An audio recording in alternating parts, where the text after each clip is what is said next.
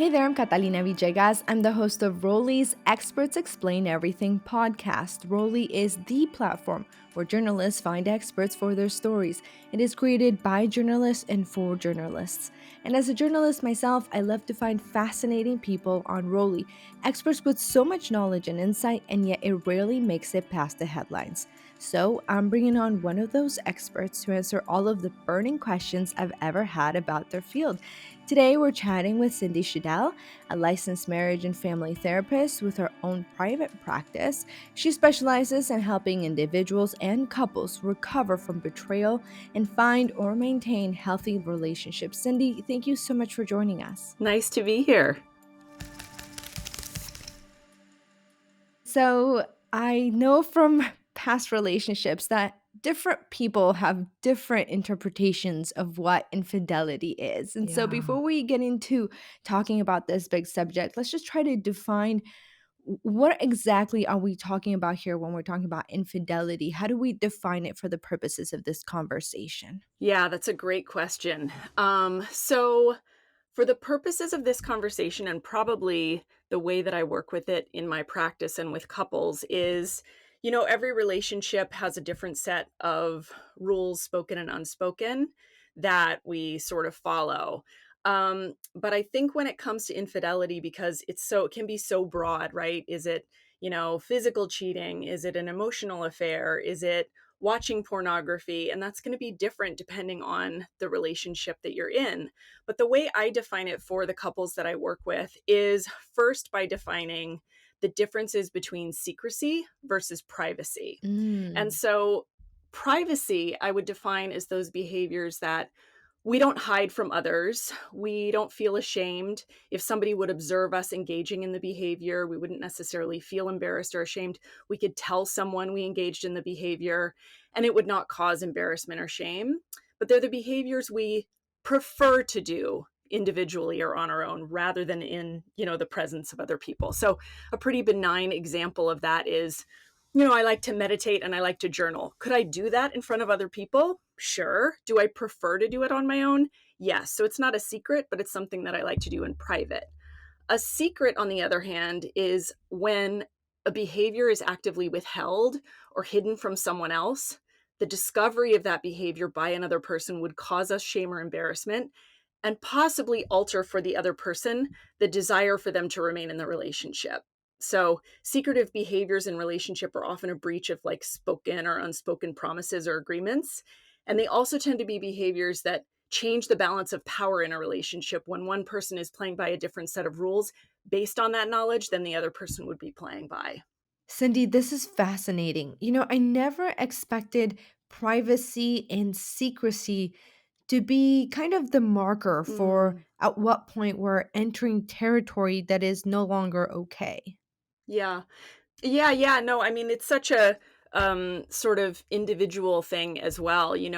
What one couple might consider infidelity, another couple might not. But a sort of example that comes to mind is I worked with a couple several years ago, and one of the partners had a particular sexual fetish that he did not disclose to his partner prior to the marriage. And she discovered the fetish after they were married. And she said, if I would have known this, this feels like a betrayal. This feels like he was unfaithful, because if I would have known this would have changed my experience or my desire to get married. So that's an example that didn't necessarily involve another person, but certainly involved, his shame and his withholding, and an example of maybe a non-traditional kind of infidelity. Right, more of a betrayal. And I think Yeah. that's so important when we're talking about all these things that when you betray a significant other, you don't Hmm. necessarily mean that you have to cheat on them in the traditional Right. sense with another human being. You can betray them in other ways, like you mentioned, even with pornography or Hmm. something like that. Yeah. So, what causes infidelity? What causes betrayal? Do they stem from the same causes? So I think it's too reductive to say there is one cause or there are three causes. I think that there are things that can make a relationship vulnerable to it. So maybe I can talk about that piece of it and sort of what I observe in clinical practice. Because there are a handful of things that I notice make couples vulnerable to it. One of those things is just the demands that we put on our relationship in these modern times. The expectations we have of one another to be a best friend and a lover and a co-parent and the person who laughs and hopes and dreams and plays with us. When you combine all of that and you perhaps have young children and you're working full-time jobs and you're not nurturing the relationship, then it makes the relationship vulnerable to sort of someone or something from the outside coming in between the two of you. And so a part of it is just remembering, relationships are a little bit like plants. They're living, breathing things, and they need to be nurtured in a pretty consistent way in order for the sort of protection. I call it like the invisible couple bubble for the invisible bubble to remain around the couple. So that's one part of it. Raising children and jobs and kind of all of the modern demands on our relationships.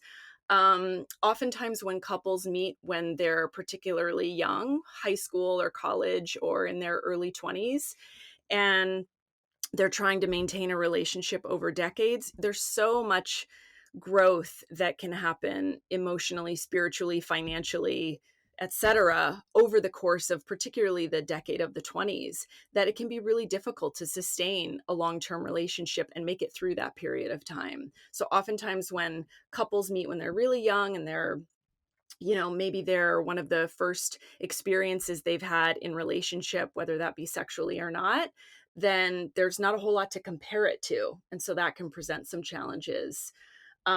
If one comes from a family of origin where there are secrets or where there's infidelity, even if they're not necessarily aware of it, it lays the foundation for a love template where secretiveness or secrets feels familiar. So it doesn't feel good, but it feels familiar.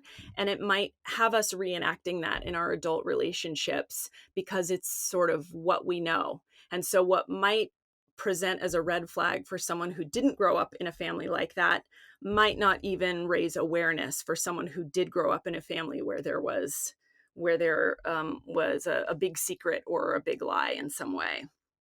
So, and then the final thing I think of is just that for all couples, it's really a challenge to learn how to state our needs and to argue well. And so when couples carry on for months or years and don't have the ability to argue well and state what they need and hear what their partner needs from them, it can lead to a lot of resentment. And it opens up, again, a little bit of a chasm or an opportunity for something or someone from the outside to come in and fill that space in a way that feels, magical and alive and good. I could totally see that. And communication is so important in Mhm. basically any relationship. Mhm. There's this idea that men cheat more than women. I Mhm. wonder if it's true, if you see that in your practice, and if betrayal changes those statistics in any way. So, yes, I think statistically speaking, men either report more or it's reported more that men cheat more often. I'm not so sure. I mean, I think there have been sort of millennia where women have been repressed sexually. Certainly, you know, from a cultural standpoint globally, women paid and continue in some parts of the world to pay the price for infidelity in the way that men haven't, and particularly if we're talking about, cheating on someone sexually. So in my practice, it tends to be about equal. What I observe of the women I see who act out is that it starts from a place of fantasy and romance, a sort of, sometimes love addiction, sometimes love, sort of fantasy is what fuels that. And sometimes with men, it can be purely sexual, but it's fairly even, I would say, in terms of who I see coming into the office. I recently read this article that said that people are most likely to cheat in the nines. So in the when they're 19, when they're 29, when they're Mm. 39, Mhm. when they're approaching kind of the end of a decade, and there might be some sort of turmoil. Is that right? Are there certain periods in life or certain moments within the relationship when you're maybe more likely to experience betrayal or to break that bond yourself. Right, right. Oh, that's so interesting. I've never heard it put that way in terms of the nines. I wonder if there's some, I'll have to look for that in my practice and see if I find any truth in that. But I mean, yeah, this sort of ties into, I think, the conversation about why people do it. And I think they are as varied as couples are. But again, going back to some of what can make a couple vulnerable, I think the stresses of life often can make people vulnerable to just escape the overwhelm in some way. Um, Another really tricky thing happens when we're in long term relationships with people that we have children with or blend families with. And that is that at a certain point, we can have a really deep attachment to one another, which can be a wonderful thing. We can share our lives, right? We share what's going on in our jobs and our finances and all these different parts of ourselves that we feel really attached to the person and they start to feel like family. Well, what's tricky about that is that we're biologically wired to not want to have sex with our family. And so what can often present a challenge for couples is, we really love each other. We're really connected in the way that a family is connected. But do I have lust for my partner? Now that's a different story when you start to get into a certain state of knowing and intimacy. And so that can be one of the reasons that people act out as well, a lost part of the sexual or sensual self. And oftentimes people report that they have affairs because, they want to feel or they felt alive again in doing so. And so when people act out, and this can be with an affair or with a sort of acting out via pornography or another avenue, it's that there's a part of the self that gets to be expressed or accessed in the affair or while watching pornography that can't be accessed in the relationship.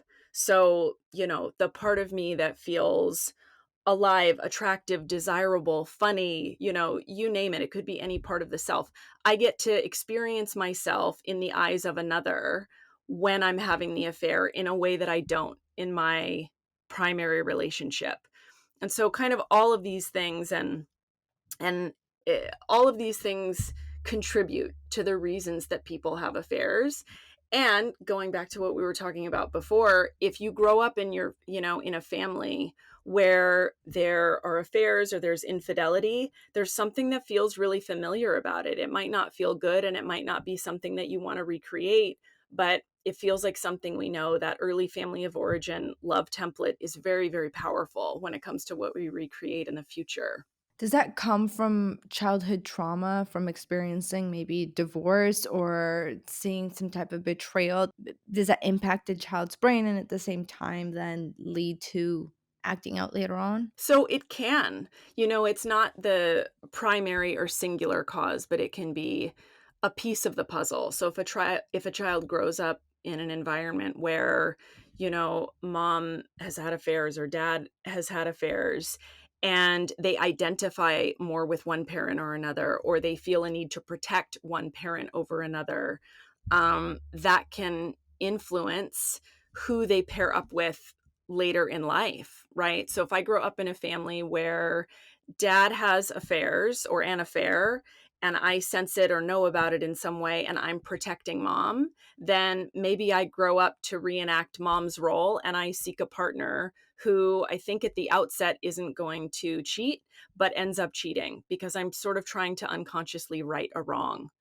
And maybe conversely, if in that same family I have more compassion for dad, mom is really angry with dad and she shuts him out and I'm afraid I'm going to lose dad, and so I side or align more with dad and protect him more, maybe I end up becoming the perpetrator because that's what I've learned as a way to love another person. So it's quite complex. Does that make sense? It does make sense, but it is complex, and it makes me think that we're taught that we are the authors of our own lives, but in some ways we see patterns Hmm. developing. And does that also Yeah. mean that when we go into relationships, the Yeah. recipe for a disaster is sometimes already there in our DNA? Yeah, I mean, I think it to say that it's sort of written in stone or fate has already decided, yeah, really takes away our agency and sense of autonomy and could feel pretty powerless. So I really like to look at it. Of course, I'm a proponent for therapy, but this is where our own self-discovery and understanding our stories and how our families of origin impacted, the how we were as a child and who we're drawn to as adults. It's really the awareness of those things and coming into the discovery of those things that can help us prevent something that maybe was hurtful or painful to us as children. Like you can't change that which you don't know or don't acknowledge. So a big piece of it is discovering what was familiar to me in my family of origin and how do I want to maybe change or do something different in my adult relationship. Right. The first step to getting better is acknowledging our weaknesses. Yeah, exactly. Okay, so for those people out there who may already be stressing out over all of this information, I wonder if there are any warning signs that can help us maybe prevent infidelity or betrayal. Yeah, gosh, this is a little bit of a tangent, but most of us want some sense of predictability and consistency or a guarantee in our love relationship. And I don't know that anything disrupts it more than infidelity or the fear of something like that happening. So I can really understand you saying that. I mean, I think kind of again going back to what we were saying before about relationships are living breathing things and they require um pretty constant attention. And one of the things that I often cite, John Gottman, who's a very well-known therapist in the field and has done a lot of research with couples, and he talks about this idea of turning toward our partner. And so if we're at home and someone's cooking dinner and says, "Oh, shoot, I ran out of salt for the dinner," right? We can have one of three responses when our partner says that. We can either, turn toward and say something like, "Oh, shoot, put it on the list. I'll get some salt next time I'm at the grocery store." Or we can have a neutral response. We can just ignore it and not say anything or sort of grunt. Or we can have a negative or a hostile response. Well, you should have planned better. That's your fault. You were supposed to go to the store this week anyway. Right. And so the couples who report being happiest over the long term are the ones who turn toward most of the time. And so if we think about our relationship not as something that, you put a ring on it or you live together or you make a commitment and then great, I can just sort of sit back and let it take care of itself.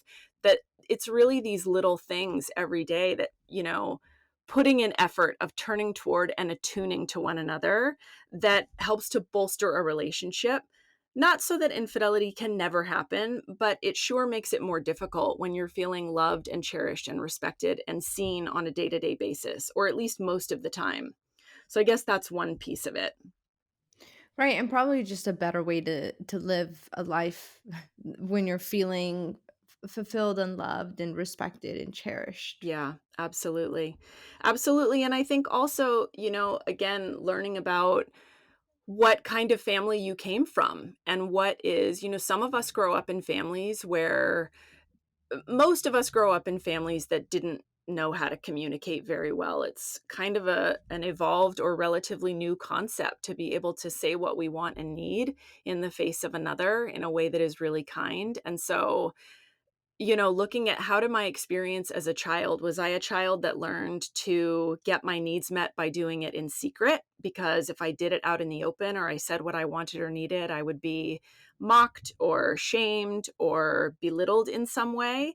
Then that's really setting me up to not be honest and forthright in my adult relationship, to withhold, to be secretive. Conversely, did I learn to overfunction in my family of origin? Did I learn that in order for me to get my needs met, I needed to be the one to do it and nobody else was going to do it? Am I over functioning in my relationship and cutting my partner off at the knees and making him or her feel inept without even knowing it? So there are all these really dynamic undercurrents of a relationship that they don't guarantee that infidelity is going to happen, but they can make it more vulnerable. And this makes me think when we're talking about communication, how we talk to each other, how do we show each other that we care for each other. Mhm. It's something that I recently learned about, which is the five love languages. So important that we are showing that we care for each other in the way that the other one interprets that. And I Mm. wonder if when you see situations of betrayal or infidelity, if you see this kind of mishmash in communication styles occur between couples. Yeah. Meaning that one person receives or gives love one way, another person receives or gives it in another, and they're sort of crossing each other and not meeting. Yes. Yeah. Yeah, absolutely. I mean, it's a sort of about communicating, "Thank you, I really appreciate that you take the garbage out, but that's not the thing that makes me feel most loved." Right. What makes me feel most loved is having conversations where we're curious about each other, connecting on an emotional level. The trash is wonderful, I'm not gonna refuse that, but but it's not the thing that really gets me going. So I suppose, yeah, it's about knowing yourself well enough to be able to communicate those things and then letting your partner know. It's such a fallacy that, like, you meet your soulmate and then you should be able to read each other's minds and know exactly what you want and need at all times. That's where I think, movies in Hollywood have probably done us all wrong. Yes, this romantic comedy has destroyed all of us, I think. Right.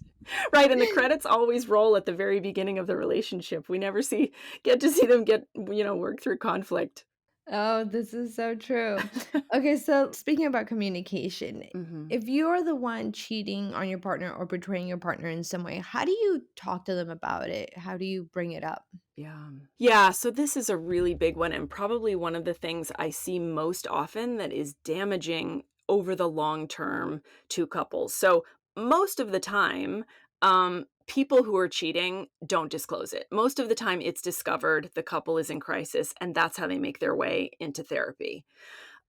So if you have a situation where the person who's acting out actually goes to their partner and discloses it, that's rare in and of itself. What I would say is if the person acting out or the perpetrator, if we want to call them that, the most difficult thing in the beginning is to tell the whole truth, but it's the most important thing because what causes the most damage to trust and rebuilding it over the long term and what causes the most emotional damage to partners is when they get the story in piecemeal. Mm, Because obviously, when something like this has happened, trust has been destroyed and it needs to be rebuilt. And so, if what a partner learns is, I never learn the whole truth, I always have to keep discovering it, I'm going to learn a little bit and a little bit and a little bit. It's like death by a thousand cuts. right. And they never start to feel like, okay, I'm going to be able to trust my partner again.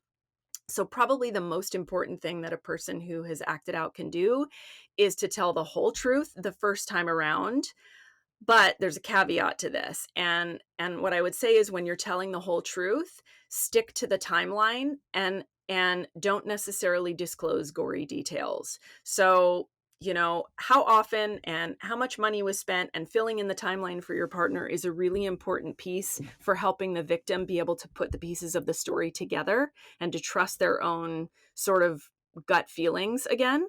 That piece is really important. But what I often hear from partners on the other side of this is, there are gory, unpleasant details to things like an affair. And oftentimes, when a victim asks, did you do this or did you do that?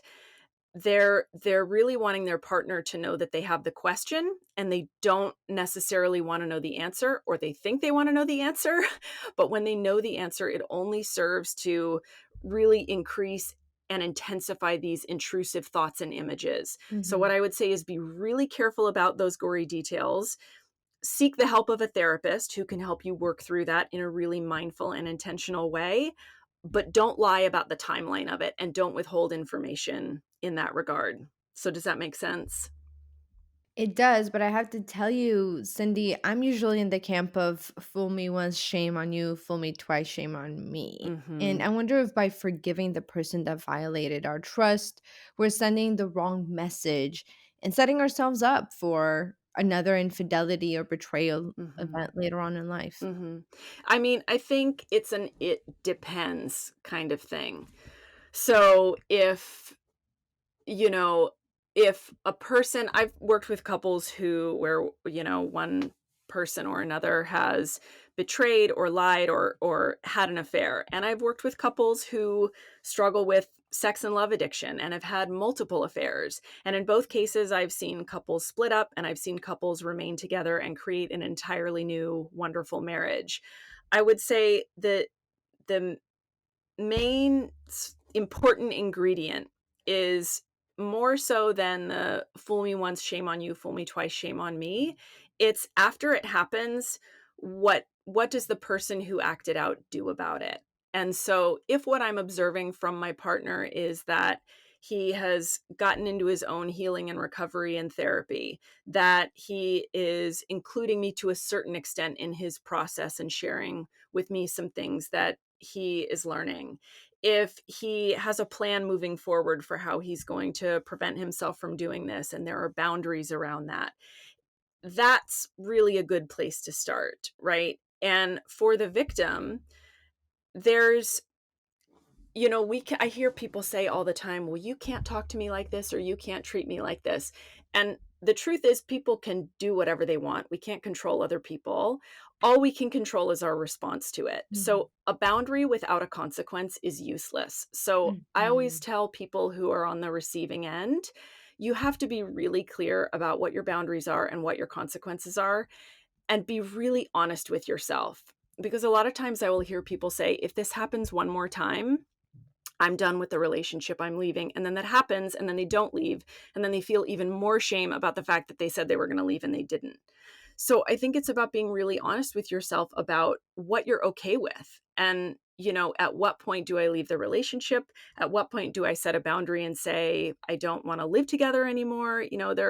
There are many other boundaries or consequences that you could set besides just leaving the relationship.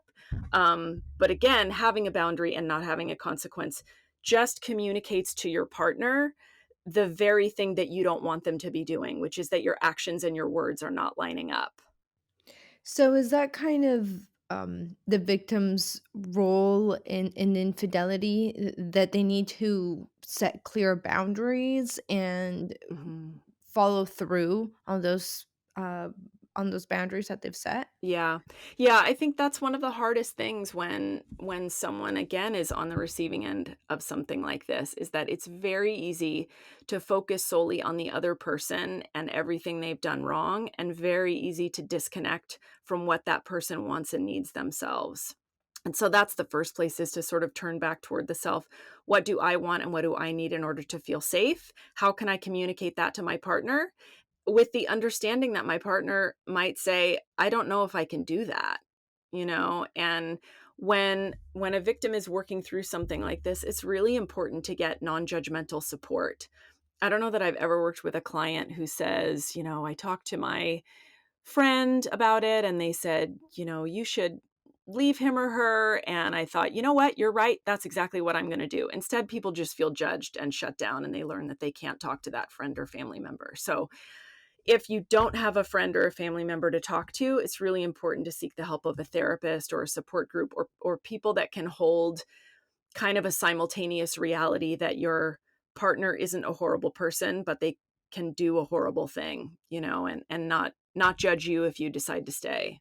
Yeah, that was gonna be my next question, because oftentimes we see this happen in marriages where there are kids. And Mhm. is this something you should be sharing with your kids, or is it not? I've heard arguments on both sides of this, Yeah. but the impact as well that that trauma from that infidelity, betrayal, or divorce can have on kids is Mhm. significant.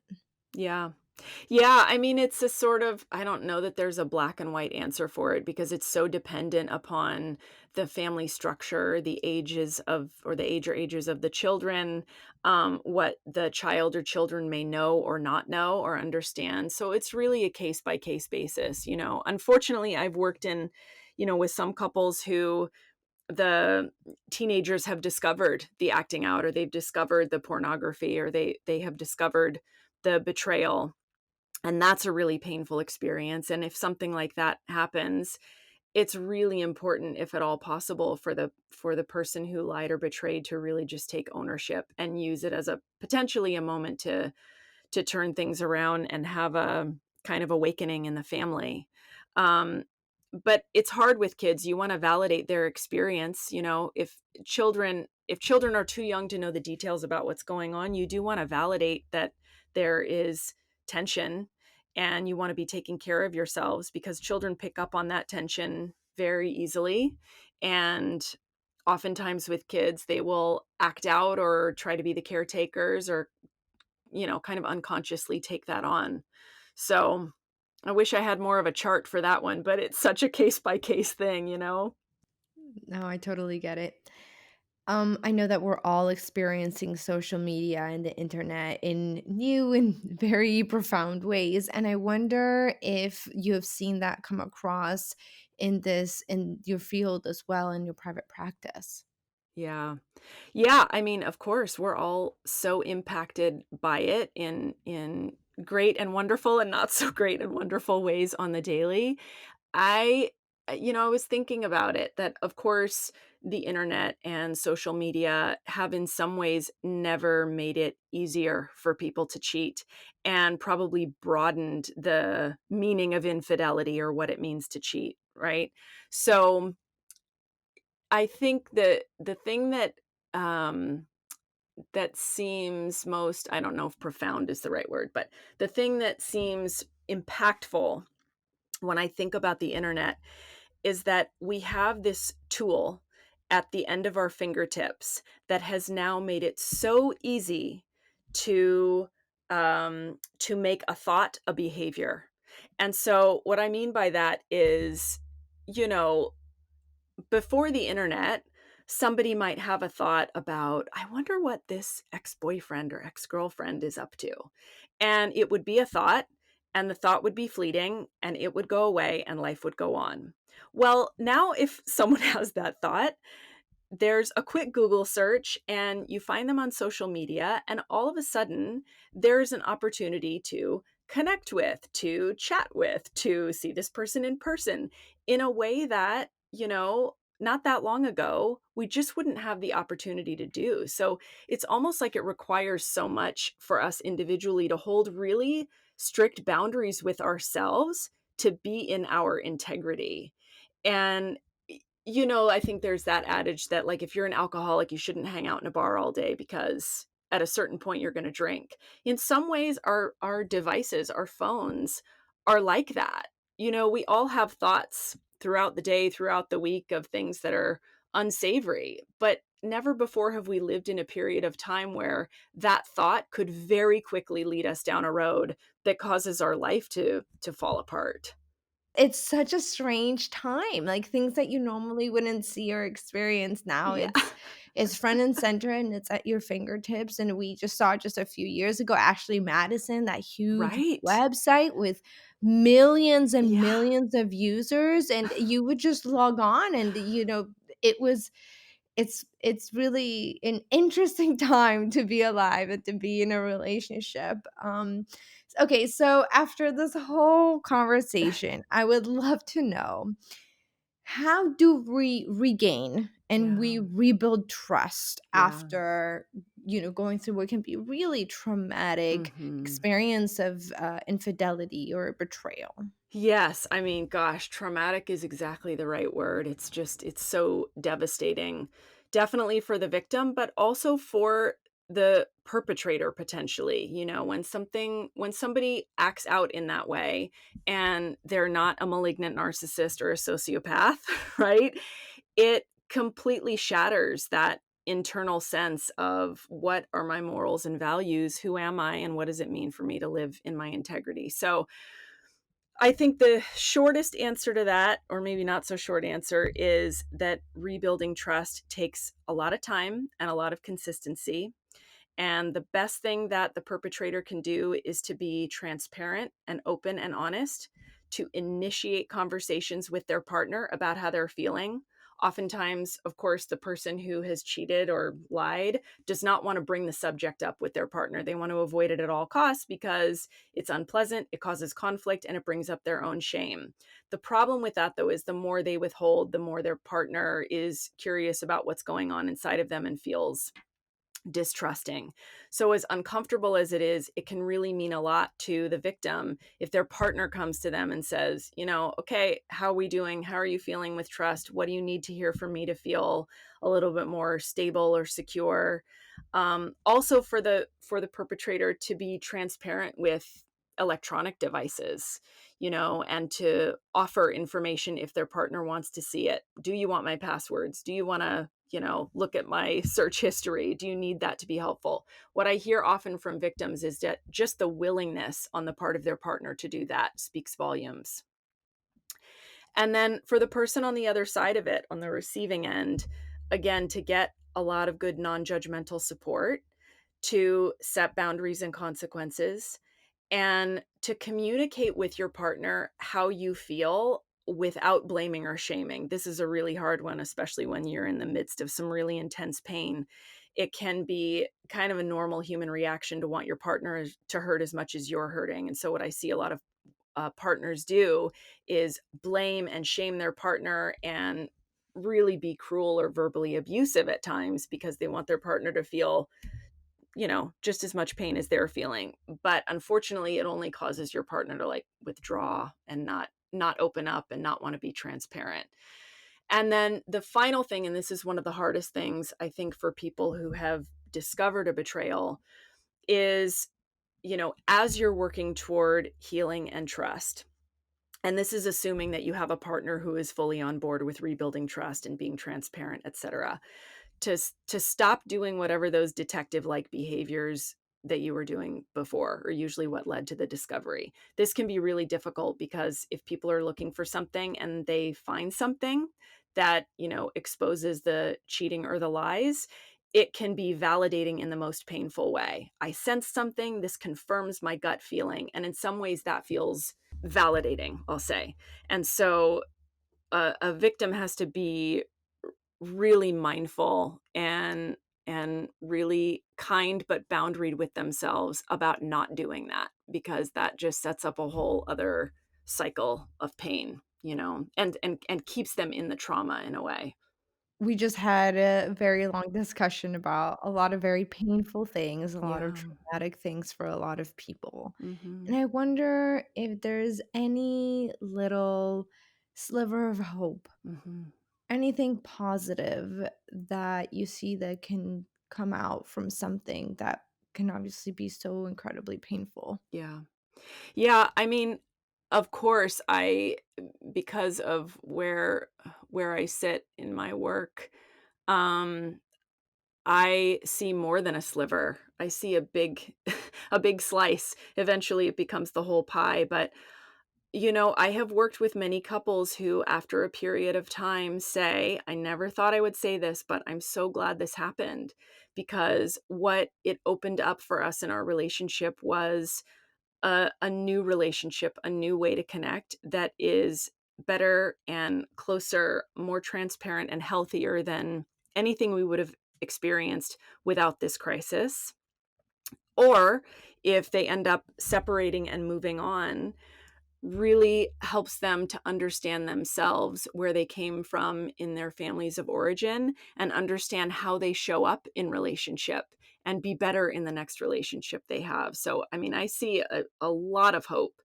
And you're right. I mean, when people come in that state, it is crisis and it's sort of therapeutic triage, and it's really, really painful. But in the long run, if you're willing to hunker down and do the work, it leads to something richer and deeper. And in many ways, people say we have a much better relationship now than we did before. So that's the silver lining, I suppose. Cindy, thank you so much for all of that insight. Thank you. Yeah, it was great to chat. You can learn a lot more about Cindy and hundreds of other exceptional experts by visiting rolliapp.com. I'm Catalina Villegas, and you can always connect with me on social media at Catalina Official, OFFCL, on Twitter, IG, or Facebook. Until next time.